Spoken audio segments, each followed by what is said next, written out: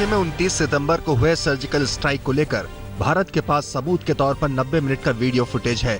आज तक को मिली जानकारी के मुताबिक ये वीडियो फुटेज स्पेशल कमांडो के हेलमेट में लगे कैमरे से तैयार है।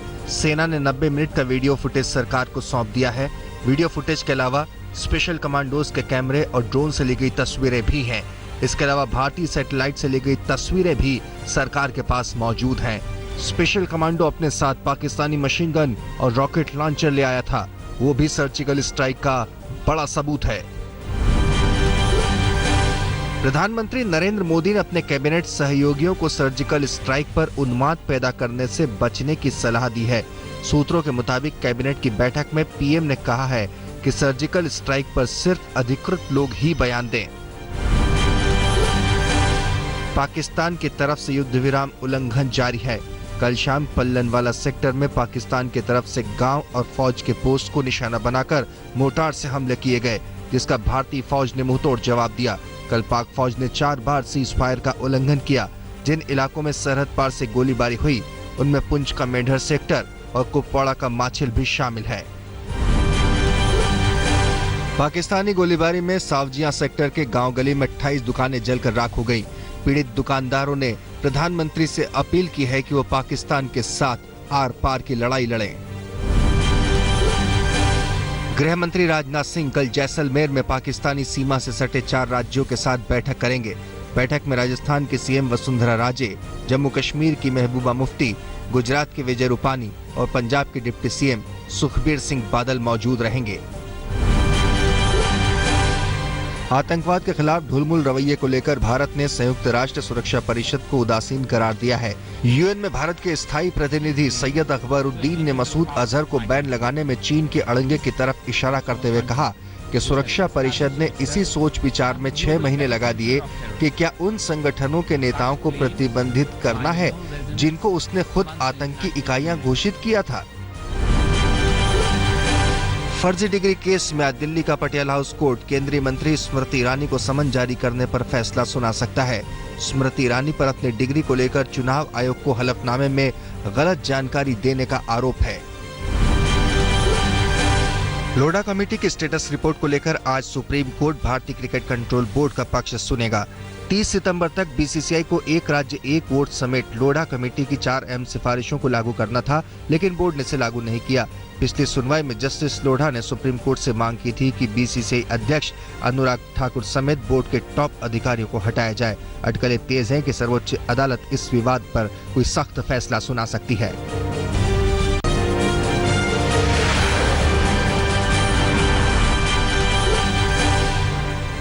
राहुल गांधी की किसान यात्रा अंतिम पड़ाव पर पहुंच गई है। किसानों की मांग के साथ गाजियाबाद से होते हुए राहुल गांधी आज दिल्ली लौटेंगे। पिछले महीने राहुल यूपी चुनाव के मद्देनजर किसान यात्रा पर निकले थे। राहुल गांधी पर किसानों ने भरोसा जताया है।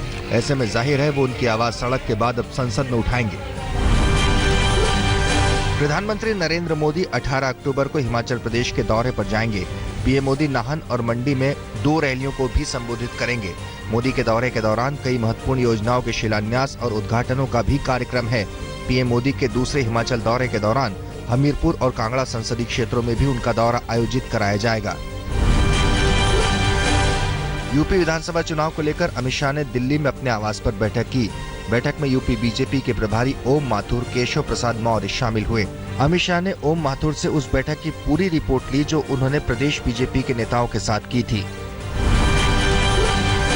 बीजेपी सांसद शत्रुघ्न सिन्हा ने कहा कि अगर इंदिरा गांधी होती तो शायद वो कांग्रेस में होते। उन्होंने कहा कि सार्वजनिक जीवन में कांग्रेस के वरिष्ठ नेता सुबोध कांत सहाय ने मुझे ट्रेंड किया, जबकि राजनीति में नानाजी देशमुख, अटल आडवाणी से सीख ली। बीजेपी नेता किरीट सोमैया ने कहा कि उनकी पार्टी मुंबई के 227 वार्डों में अकेले चुनाव लड़ेगी। बिना नाम लिए शिवसेना पर हमला करते हुए सोमैया ने कहा कि बीएमसी में कायम माफिया राज को खत्म करने का वक्त आ गया है।